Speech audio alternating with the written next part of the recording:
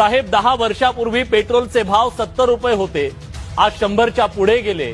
10 वर्षांपूर्वी जे सोनं 26,000 ते 28,000 रुपये होतं, आज 1,14,000च्या पुढे गेलं। तुम्ही कुठलीही वस्तू घ्या, तिच्या किमतीत 30% जास्त वाढ गेल्या 10 वर्षात झाली। नोकरदारांचे पगार वाढले। आमदारांचा पगार 10 वर्षांपूर्वी 50,000 ते 80,000 रुपये प्रति महिना होता, तो आता 1 लाख ते 3 लाखापर्यंत पोहोचला। म्हणजे सरासरी 250% वाढ झाली। पण शेतकऱ्यांची काय अवस्था आहे? 10 वर्षापूर्वी ज्या कांद्याला सरासरी 25 रुपये किलोचा दर होता, त्याचा भाव आज 10 रुपये किलो झालाय। सोयाबीन 10 वर्षांपूर्वी 4,000 ते 4,500 रुपये क्विंटल होतं, त्याचे भाव आजही तेच आहेत। साहेब, ही परिस्थिती फक्त शेतकऱ्यांच्याच बाबतीत का?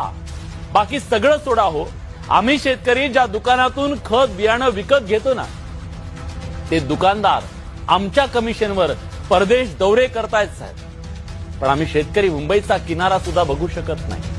मुंबई सोडा, जिल्ह्याचं ठिकाण सुद्धा शेतकरी 6-6 महिने पाहू शकत नाही। इथल्या शेतकऱ्याची आर्थिक परिस्थिती आहे।